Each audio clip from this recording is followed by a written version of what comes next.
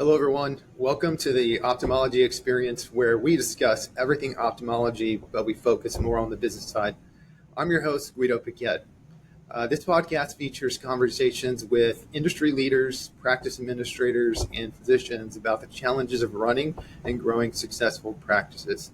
The Ophthalmology Experience is also produced and powered by Boost Patients. Today, I'm joined by Michael Dobkowski, the CEO of Glacial Multimedia, and a digital marketing expert with over 14 years of experience. Michael has been helping medical practices grow through innovative web marketing since the early days of search engines. In this episode, we'll discuss digital strategies to boost LASIK in 2025, covering lead generation, local SEO, PPC trends, and more. Michael, welcome to the podcast. Let's dive in. How are you doing, man? Yeah. Good to talk to you on the podcast. I know we've known each other for quite a few years and had some really cool, interesting chats. And so I'm excited that the podcast listeners get to hear a little bit of the nuggets that you've shared with me over the years, and hopefully you can tell them the secret to boosting their LASIK. Yeah, absolutely.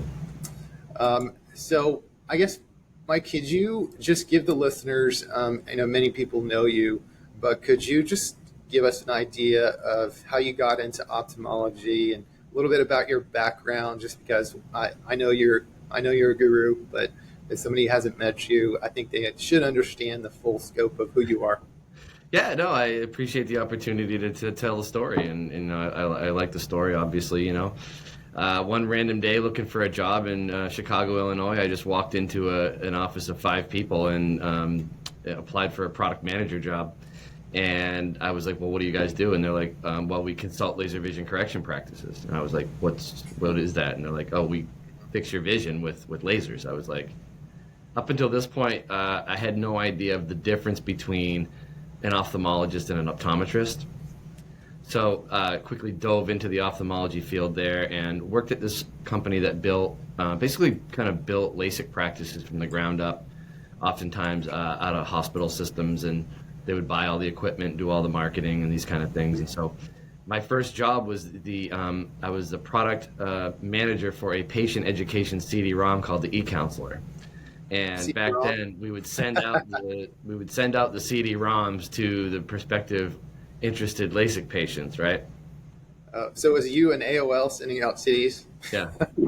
Yeah. And after that experience, Glacial started, and Glacial literally started in a very tiny bedroom with a dial-up internet connection in the year 2000. Yeah.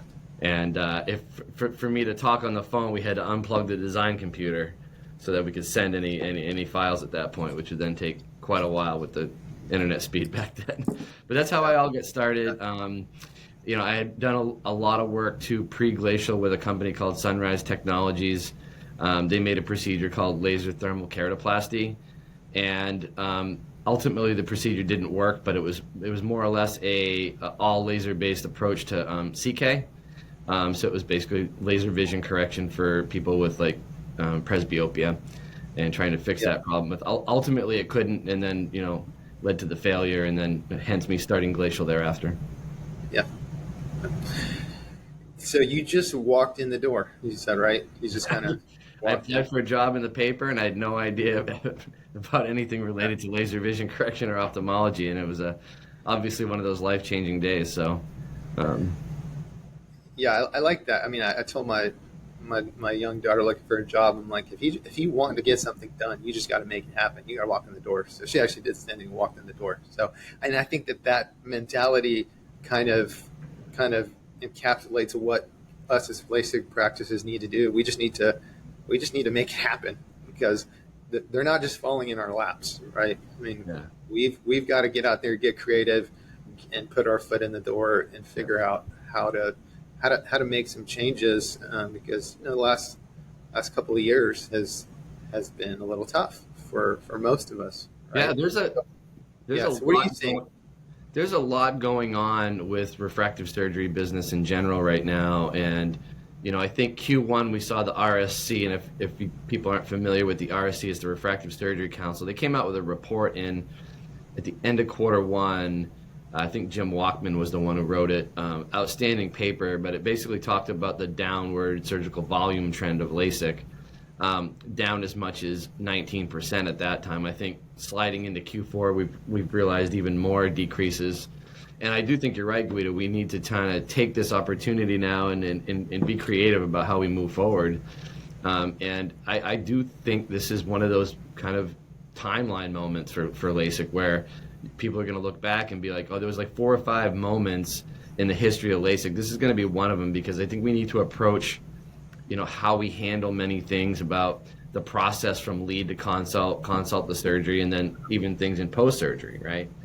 And I think now practices are really starting to examine, am I really calling these patients back enough? I think that's a really huge thing right now. And I think the answer overwhelmingly is no. Even down to, am I doing my marketing right? Many practices, no, you're not doing it right. You're wasting a lot of money, doing things, like Performance Max and Broad Match on Google, where they're just preset algorithms, AI generated, that are, way more favored to spend your money than get a good cost per lead. So it's a real time to consider what to do differently. Yeah.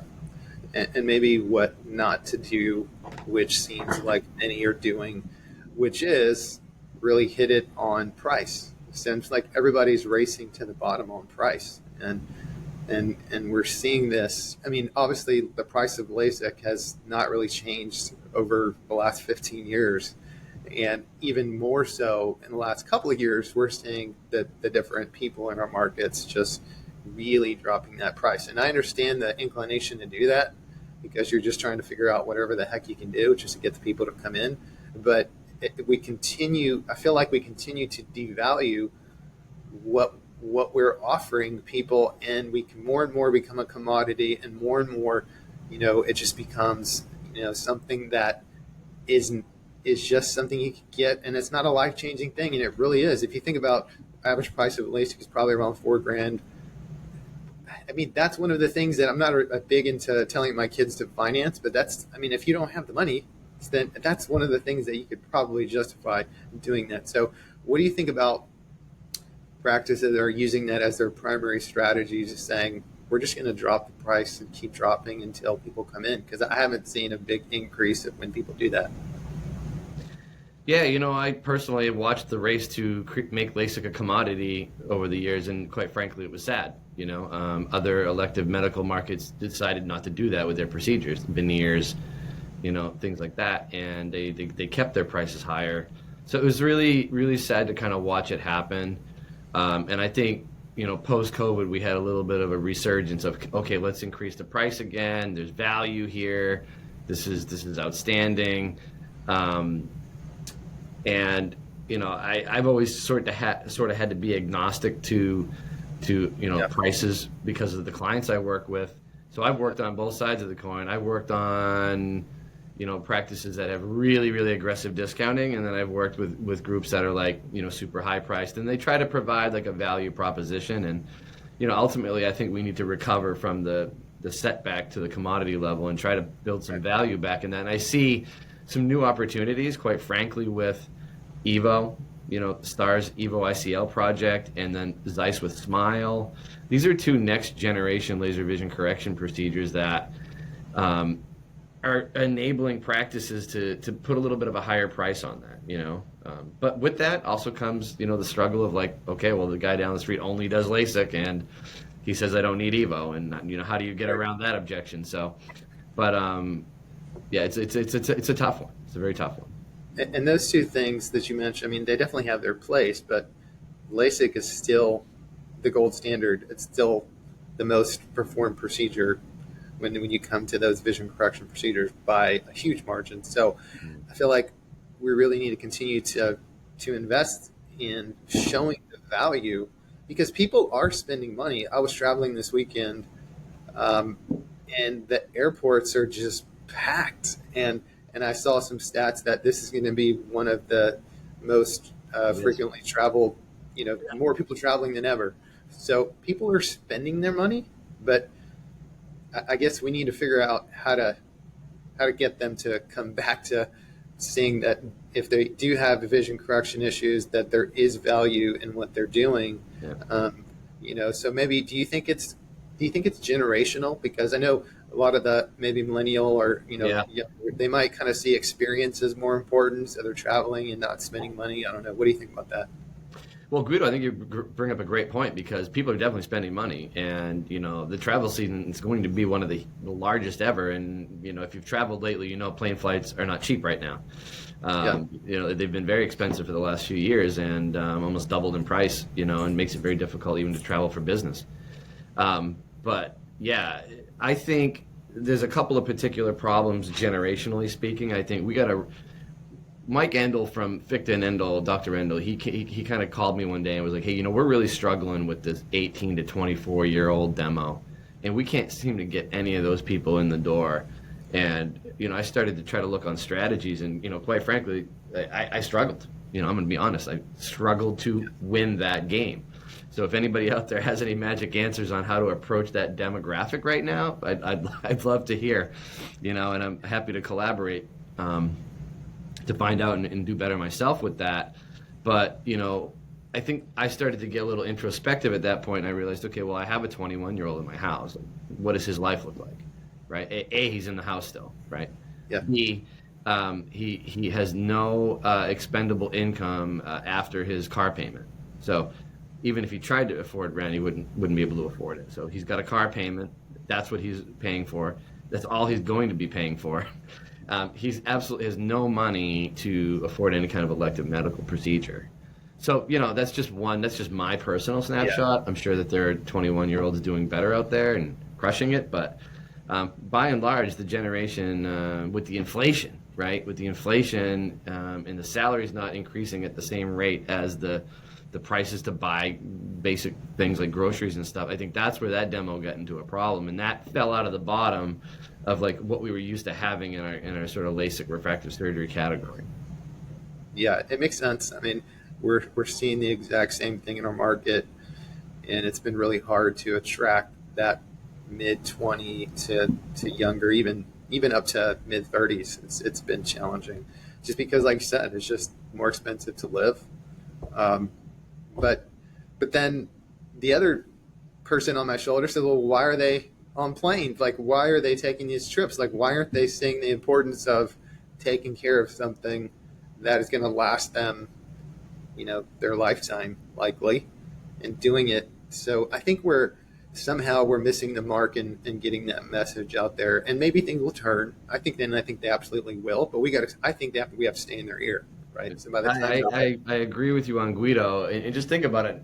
For now, they've only known that way of seeing. They probably have glasses, right? And they're like, okay, well, I'm fine with glasses if I can utilize that money to go on a vacation to see my friend and have an experience, right? So they're making those kinds of decisions, right? So like, what we need to do a better job at is storytelling, right?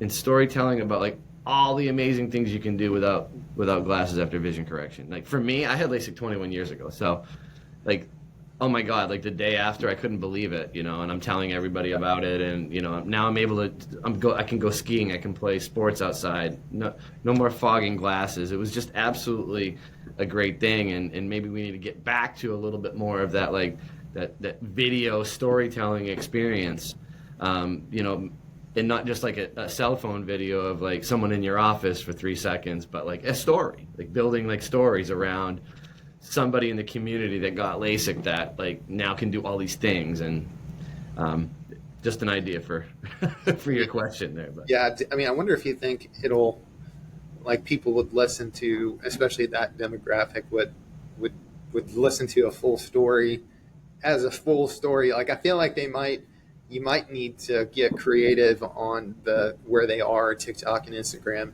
and and do creative storytelling that maybe is in smaller chunks that continue to kind of hit them at different points, and make that organic and make it funny and make it a little cooler. Because the stuff that I sometimes see people do that are just obviously just a dumb idea, that they're just some dumb corporate idea. I mean, I didn't mean to be dumb corporate idea, but just some idea. It's like, really, like, it's not cool. People don't care. That's not going to send the message. I feel like because we've been, and the reason I say that is because we've been giving phones and the camera to our staff recently and just letting them just be goofy and just film videos and I think put little shorts out there that are kind of interesting, that'll get a couple clicks and a couple views and shares. Might be a way to stay in that demo's mind, hopefully. I don't know.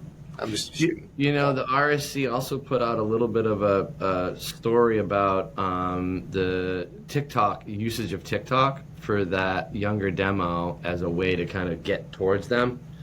So there could be something there that Yeah. would match with what kind of like what you're saying about the shorts, in a good way to approach that. And I think a lot of people, in addition to that, I think we also have to think about refractive surgery marketing is not just lead generation, and many good practices in our country go to the branding level. But yeah, taking it to another level where I'm going to do a piece of marketing and I'm not going to expect a lead out of it, but people are going to see my brand.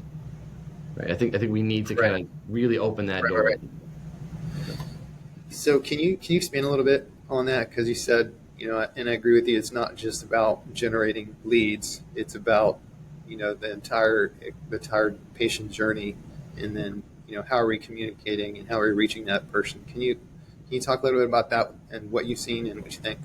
People want to go to the best eye doctor. They want to go to the best, cleanest looking practice, the most futuristic practice. They want to go to these things. They have to know about them, right?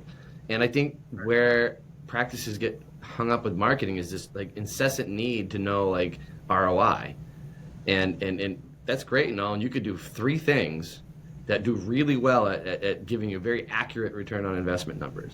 But in doing that, you miss out on many things that might cost you a little bit that are really great for your brand. Like, I think stickiness is a big thing.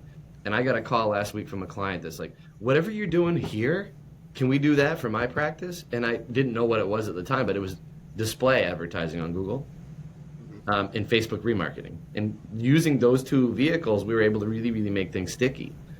And I was like, wow, okay, I always thought of digital branding as kind of a waste because we never got any leads out of it. But like, if you're talking about things like top of mind awareness, and you're in a city with like 10 brands, you have to cut through a little bit of the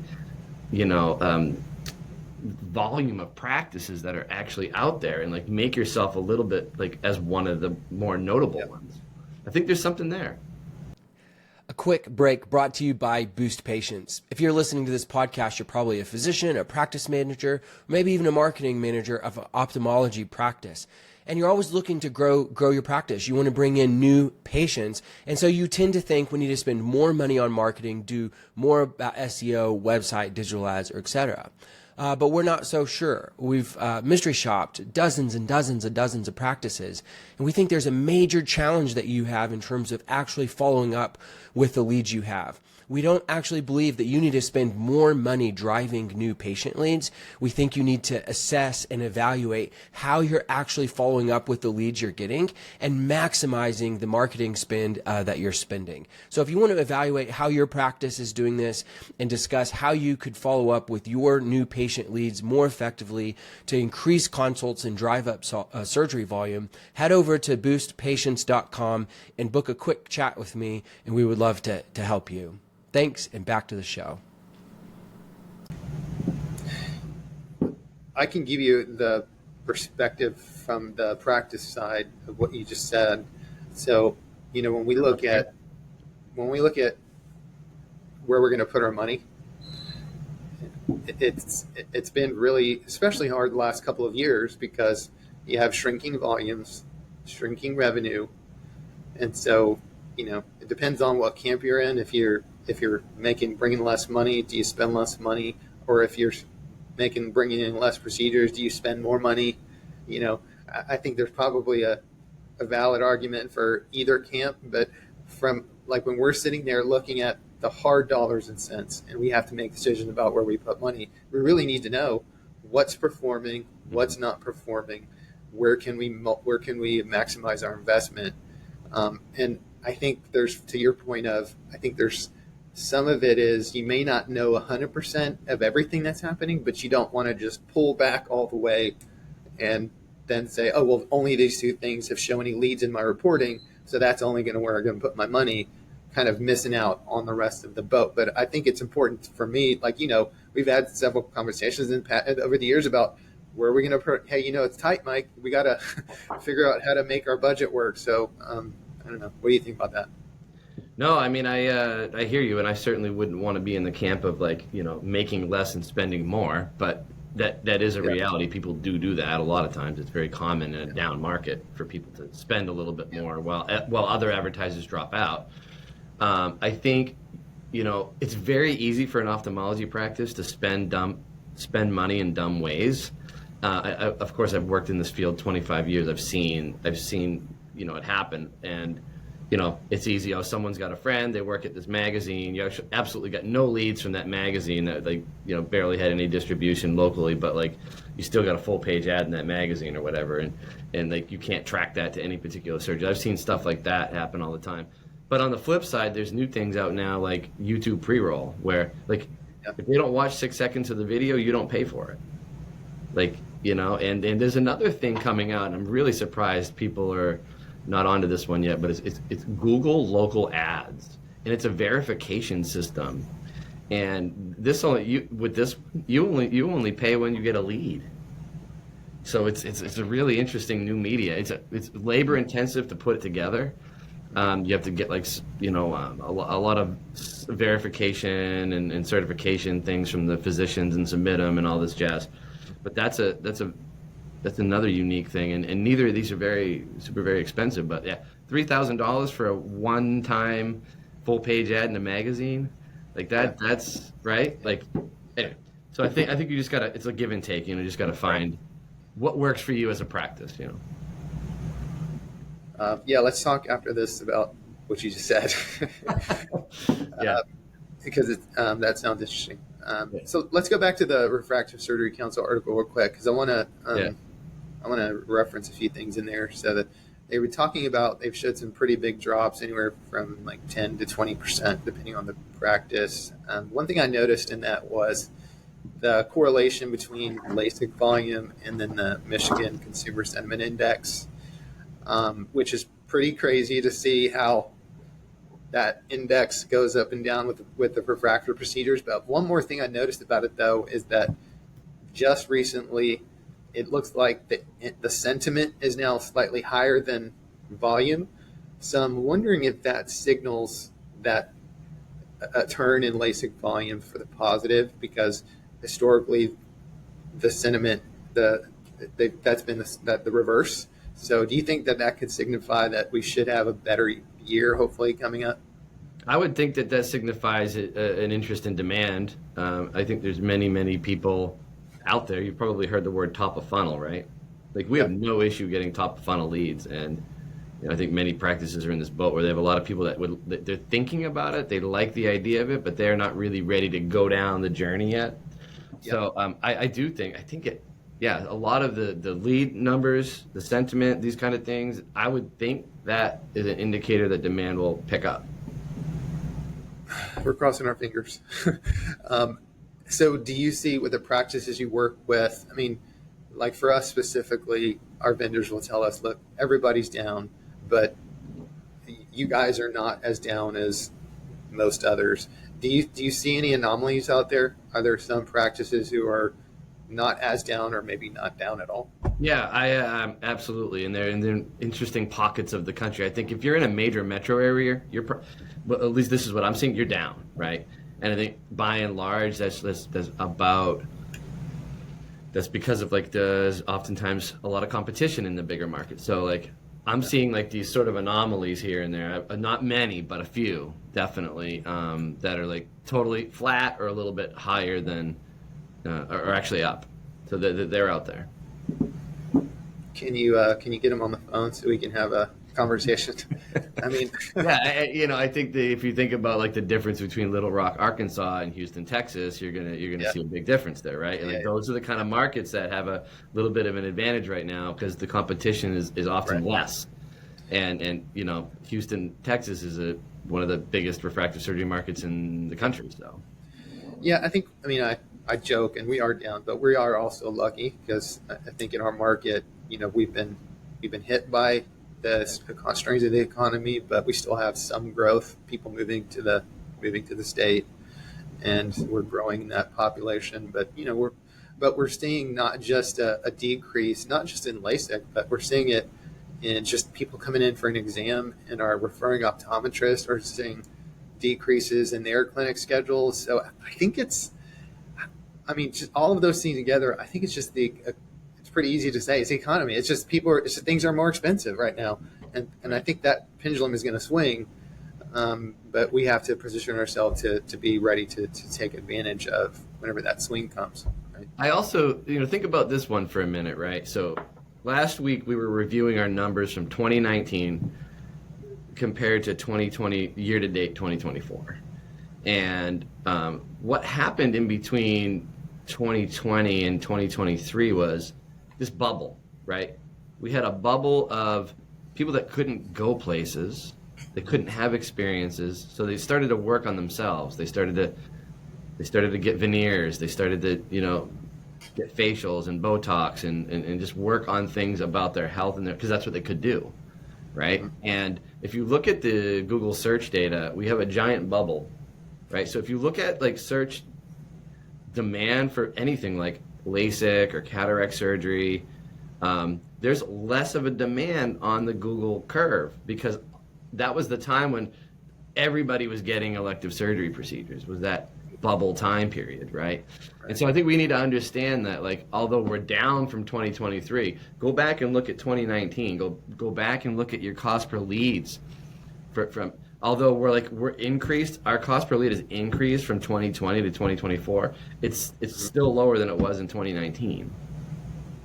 So like just how you talk about being down, that bubble of demand that came in those 3 years.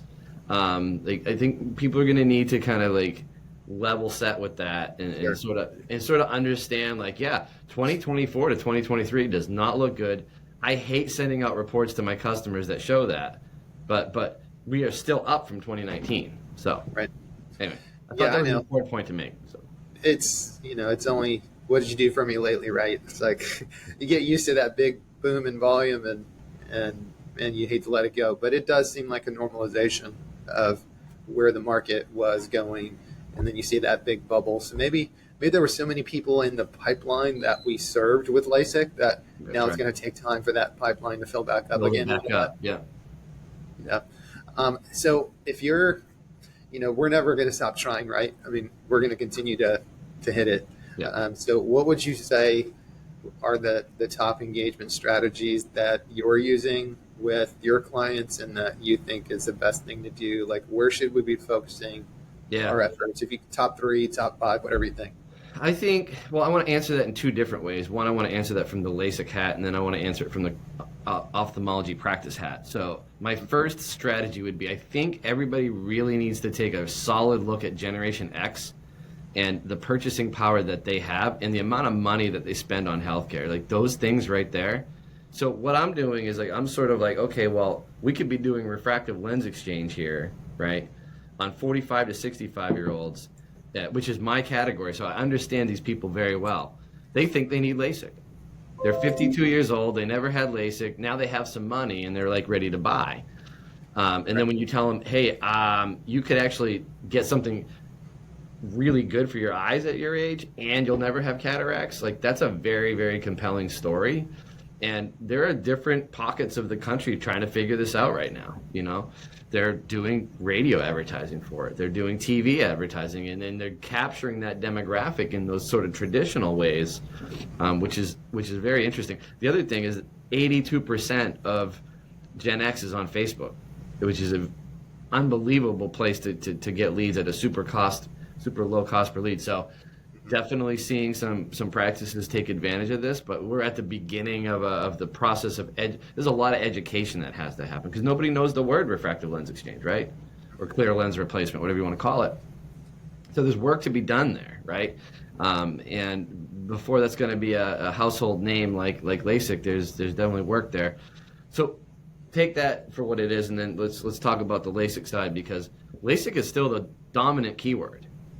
Whether people still, people think they need LASIK and they need cataract surgery. People think they need LASIK and they need refractive lens exchange, right? Like, Yep. so it's challenging, and so I think that's a good advantage for LASIK, you know. And so, like I said earlier, I think a trend in the LASIK area is to diversify your sort of LASIK approach to LASIK, and make it not just about LASIK, but LASIK, PRK, Smile, Evo, have a little bit of a diversified laser vision correction platform. Because I do think, you know, there's also been 20 years of people having had bad LASIK at, you know, maybe discount centers.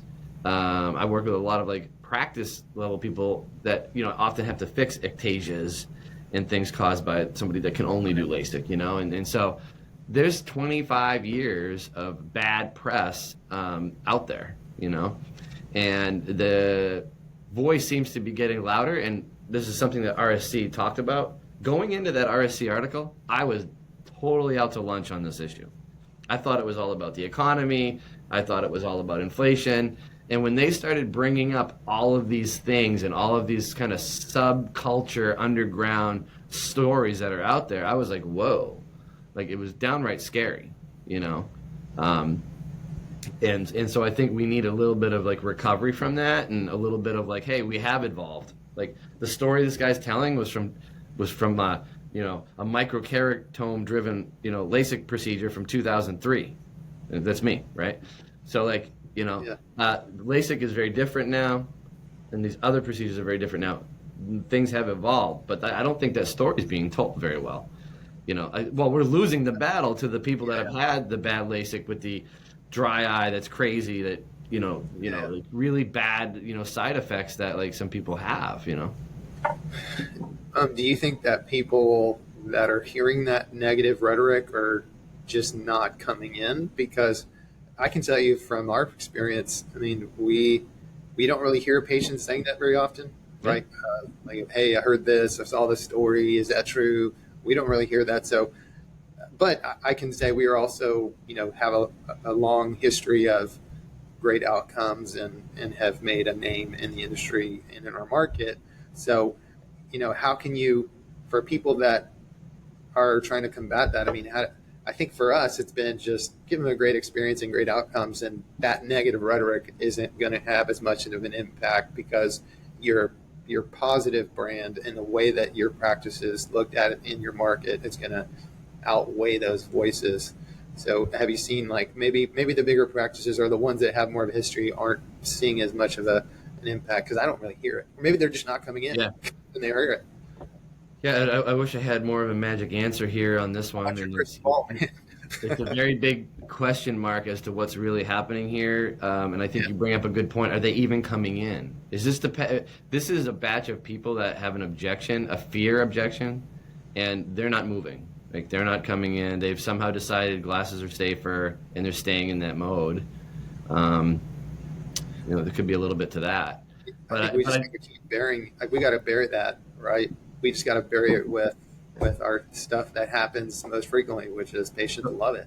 The positive stuff, like, right? All the positive things that are happening in refractive surgery, and the amount of, you know, people that do have it's very minimal, you know. So, I mean, once again, it's another story. But you brought up one thing I wanted to touch on too real quick is the different demographics and some of the Gen Xers. So we talked earlier in the year about maybe going after a strategy that would bring refractive lens exchange to light and do a little marketing and a little bit of a push toward that. And since we've done that, we've actually seen a good push in that patient demographic coming in, and our RLE numbers are actually up over last year, which has been great. So are you seeing other practices kind of go after that strategy to kind of hit that 45 to 55 age demo? Yeah, I think it's far and few, to be honest with you. I think the ones that are doing it are starting to see it. It's really amazing to work with somebody and then them call me and be like, I'm actually starting to get some of these patients. This is really cool. Or so-and-so came in asking for the lens procedure. Wow. You know, and so we're kind of in the beginning phases of really understanding this. I think there's a couple of sides to it too. I think we need to there's more to be told about what's going on here and what the story is about it, and getting to those people that don't know that there's a solution out there for them because they've been told maybe they're not a candidate or this or that, and so there's a lot of work to be done there. But here's where I'm seeing it like. Definitely more in the southern part of the country, more Southern California. Texas is a leading state. Florida's starting to adapt it now. Not really seeing this as a big thing like where I'm from in New England. It's nobody's doing it up here. It's very rare. I don't even not too much even in Boston or New York, but like definitely the bottom part of the country is like really starting to take this on and starting to have success with it. And I think the other piece here is that some of the technology has gotten so good, that like the doctors actually feel comfortable doing the procedure now. Like the light adjustable lens has been a very big piece of technology in this area that a lot of doctors are using for RLE. Right. And for us, in addition, has been office-based surgery with RLE.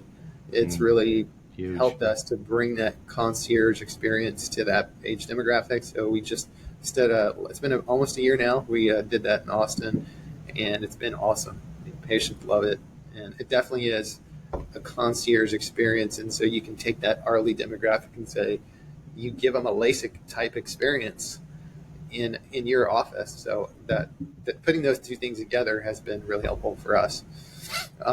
So, Mike, let's talk real quick about PPC versus organic and versus local and kind of how those things work. Maybe you could just do a quick, if people don't know exactly what those terms mean, just a quick, what does that mean? And then kind of how you approach each. No, that's great. Happy to do it. I work very closely with all three of these every day. And I'm happy to have a great team around me that is able to kind of do these things at a very high level. So it makes life a lot easier because there's a lot of challenges, and SEO can get frustrating, and there's a lot to it, and always trying to win the game for our customers, So let's start at the top of that. I always talk about something called the big three, right? That would be your paid search advertising at the top, sponsored ads. Underneath that would be the map pack. So that would be local, what I call local search. They only feature 3 spots there. I want to try to get my clients to be in one of those 3 spots. And then the third piece is organic SEO.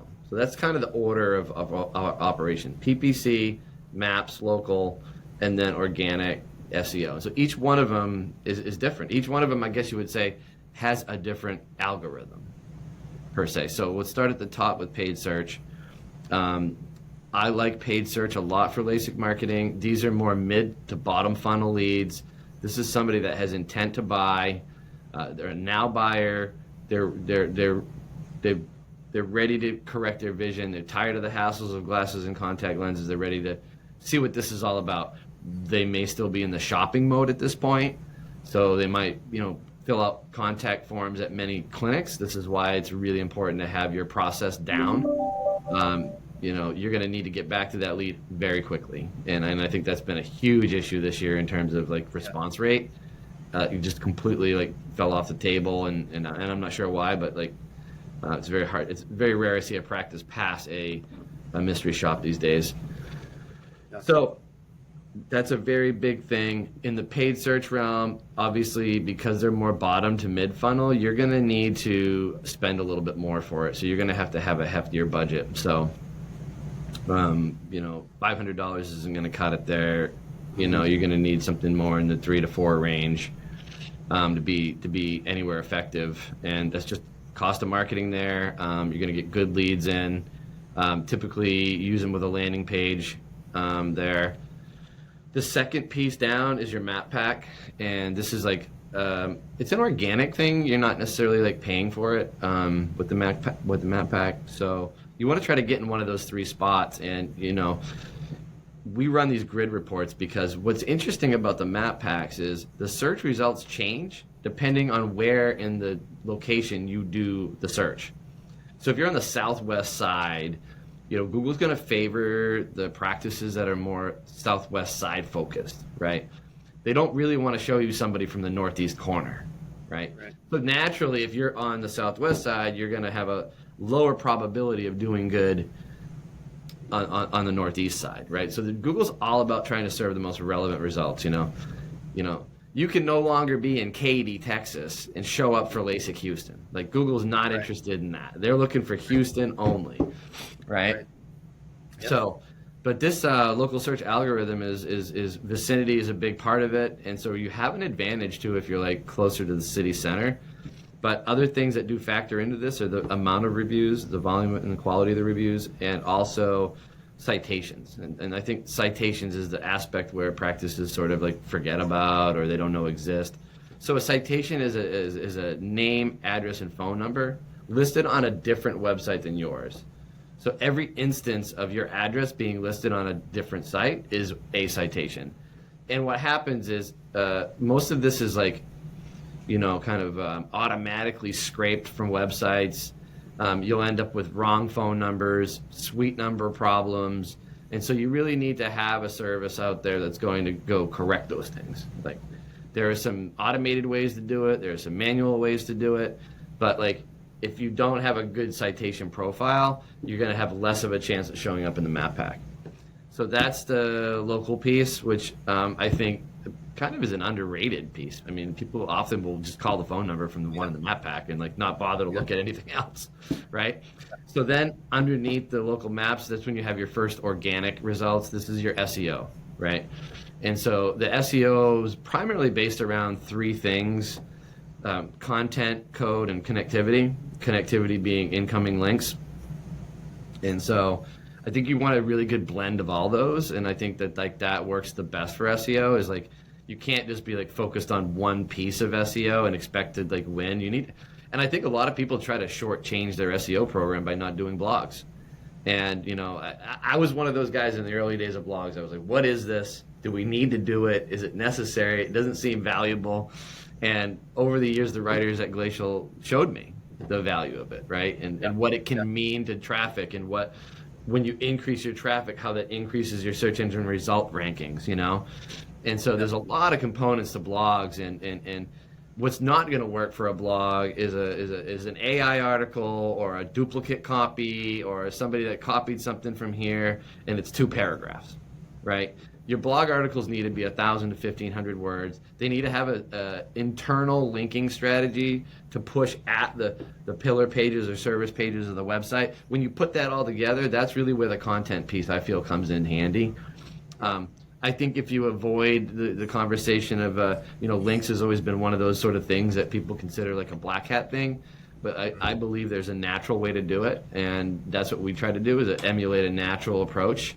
And, we're not buying links, from link farms in India. We're buying local links relative to the city that the practice is in, or we're sponsoring, different events, or the manufacturer for this technology is giving us. Like, that's a very natural way to do link building, So it doesn't have to have this sort of like negative stigma to it. But definitely something that in a city, like Chicago or Los Angeles or Houston, those are going to be, that's going to come into play, and it's going to be a reason for success or not for success. But I also think that like the content piece can be overlooked, and updating the website on a regular basis, these things help the SEO. But like, really nobody's going to be doing much past page 1 for SEO. So you really got to be on that page 1 if you want to get traffic. And one final note on that SEO piece is track your organic form fills to get an idea of what the value is with the SEO, because I think what you're going to find is that's also a mid to lower funnel lead. That's not a Facebook lead that someone was interrupted with an ad. This is a legit, like, someone's looking for it, right? And so I think it's really important to make the distinction of like top and lower funnel capabilities, because you're going to have higher conversion rates on the lower funnel. So, and that's where I want to make sure I'm covering that base first. I love to, you said the word, pipeline. Like, I love to get the leads in the pipeline, and like, some of these, Facebook leads are really great. They just require a lot more hand-holding, a lot more education, and they're a lot harder to get into a consult situation. So, but, I think the big 3, it's really important to kind of understand those. And I hope I did a good job explaining it, Guido. Yeah, absolutely. No, I think it's from from your explanation and just working with you, I think there's a lot of science and a little bit of art when it comes to doing all these things the right way. And really been thankful for your help over the years. So I really appreciate it. Yeah. You said AI, I was going to ask you about it. We're starting to run a little long. So I think that conversation might be one in its own, because I've been hearing a lot of that lately, right? Yeah. People saying, oh, you can do this, you can do your SEO with AI, you can do your blog writing. So I'll let you kind of compile your opinion maybe over the next few months, and then we can kind of circle back and see how you think, because everything right now is AI. It's the hot. A lot of hype. Yeah, but we'll see.